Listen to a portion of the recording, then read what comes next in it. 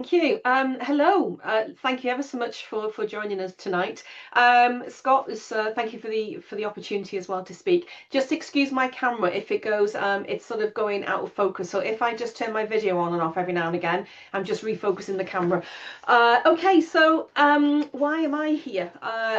Scott has asked me to talk about sort of my lived experience of menopause and sort of the journey to kind of where I've got to today. So I'm now, I don't think you see my Liz Rowlands coaching. I'm now actually running a coaching and training company which specialises in menopause and neurodiversity.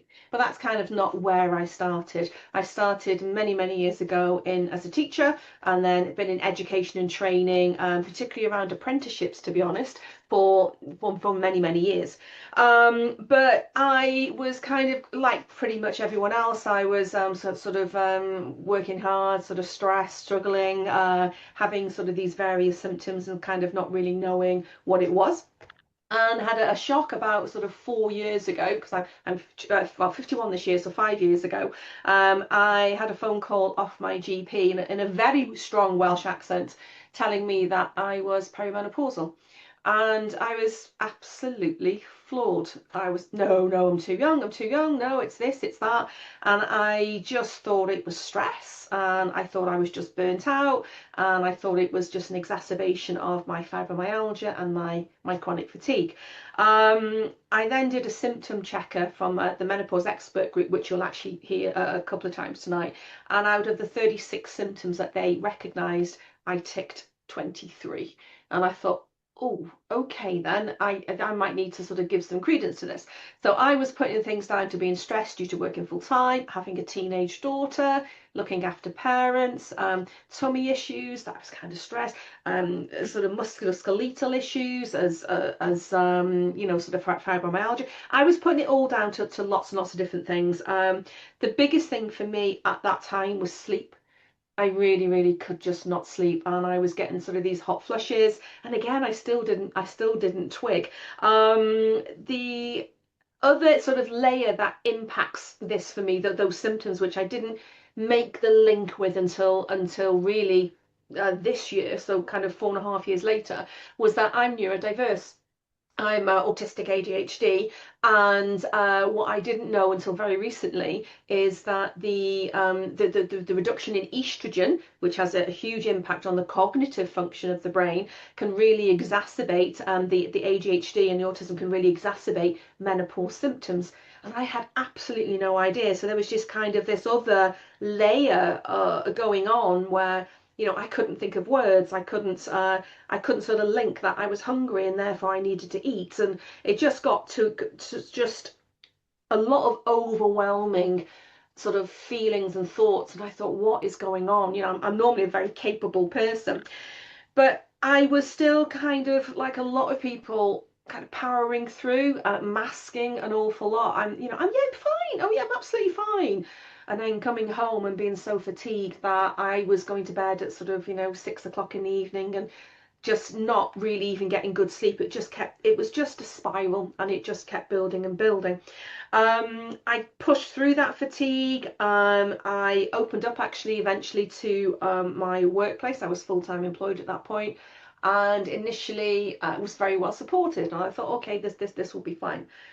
Then there was a change of management, and I got a new manager, and every sort of reasonable adjustment, everything that was put in place for me to manage my symptoms, sort of during the working day, were taken away. And it was confusing for the business, which it hadn't been confusing for the 18 months that they'd been in place, but it was confusing for the business. And that just created this situation where I couldn't function. I was expected to travel 4 hours on a train to go to a face-to-face meeting because that's what they wanted. But I would be on a train and I would have a flooding incident and things like it was just awful. So ultimately, I was just kind of unsupported, and it got to the point where my mental health was so badly impacted that I just had basically I would say like a breakdown, effectively, and I left my job. It got to the point then where for about 3 or 4 months, the only word I can actually sort of truly say was catatonic. I just couldn't do anything. I couldn't. I was like I was paralyzed. The ADHD, where you get ADHD paralysis anyway, and my brain was just going, and it just become I just become so overwhelmed. I stopped and I couldn't do anything at all, and it was sort of a bad depressive episode, and that really upset me, obviously, but it annoyed me because I thought this is so unfair. This is natural. This is, if I'm going through this, there are other people going through this as well.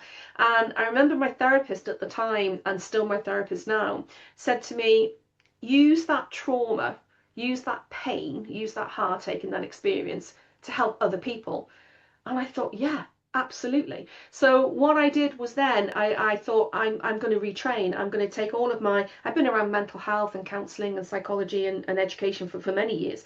But I thought, no, I'm going to bring my experience together. And I retrained. I retrained with a company called the Menopause Expert Group. And I did very intensive training on the menopause.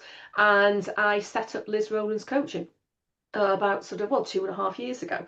And I just really wanted to become that advocate for people who were going through something very natural, haven't got a choice in it. Your body is doing this, the estrogen is dropping, and your body is transitioning and trying to find that new normal.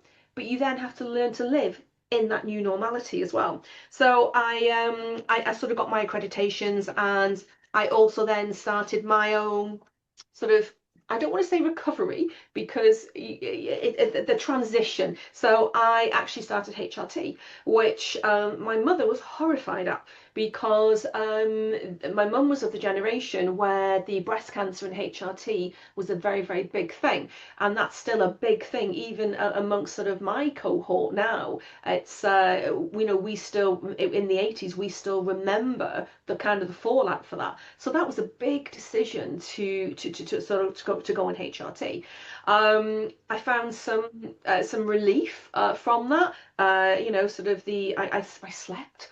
I sort of therefore started to sort of gain a little bit more cognitive control. My mood was better. I wasn't so naggy. I had more patience because obviously I was sleeping, so that was better.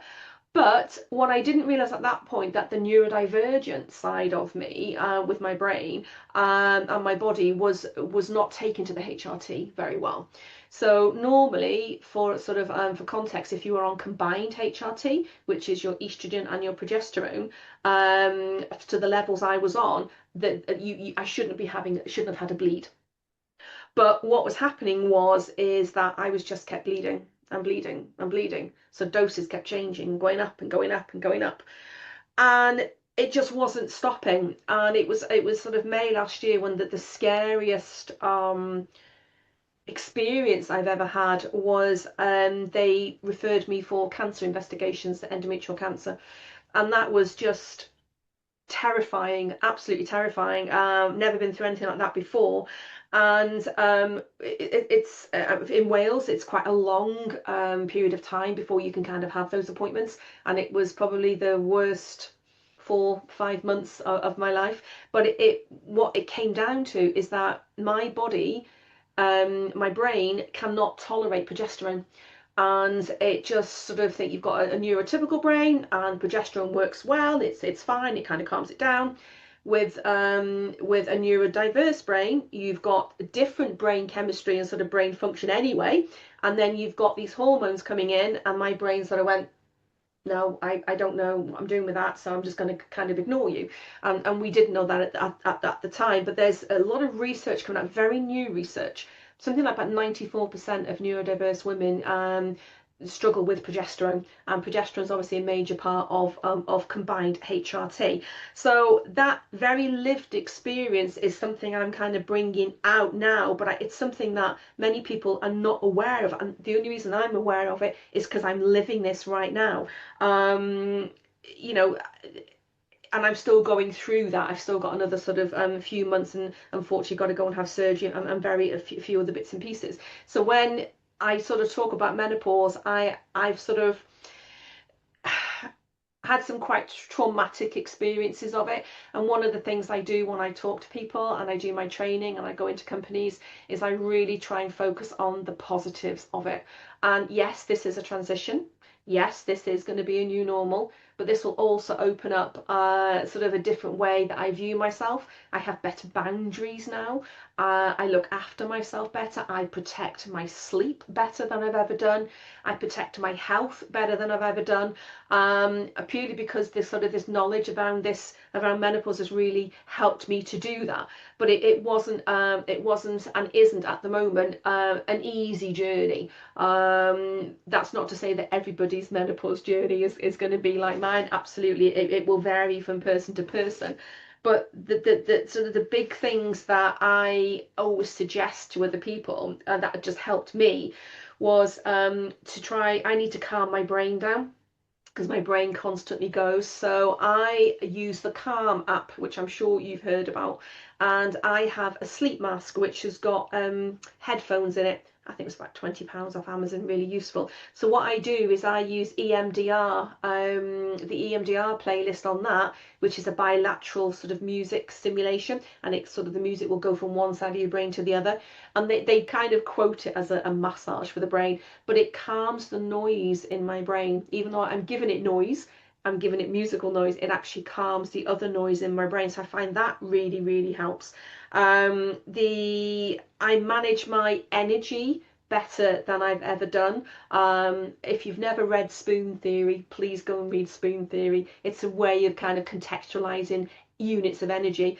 And I will look at something now and think, have I got enough energy in my battery, enough spoons to do that? So I definitely sort of set boundaries that I've never really kind of done before. But also I find magnesium is very, very good to help me sleep, because it works with the melatonin in the brain, and again the cognitive functions of sleep. Vitamin D, because of obviously strength for the bones, and omega-3 as well. The other thing that I found helps is kind of really having those open and honest conversations that I never in a million years thought I would be having with anybody at all. But just kind of, if I'm open and honest about my experiences, and some people sometimes will say that's too much information, that's absolutely fine. But if I can sit and I can talk and I can be open and honest about what I've experienced, very often people will be open and honest with me about what they've experienced as well. And I find then that you kind of got that sort of that bond and that support. And I think that's absolutely really key, whether that's with friends, family, you kind of work. But just, I really want to break the taboo. I want this normal, natural phase of life to be normalized in conversations and not swept under the carpet like it has been for many years. And that does take a lot, but self-compassion, I think, is something that's quite difficult as well. And I've on my computer here on my screen, I've got a label, and I actually use a label machine to type it out, and it says be kind to yourself. And it's something I look at and I sort of think, yeah, if you're tired, be kind to yourself, you will do it tomorrow.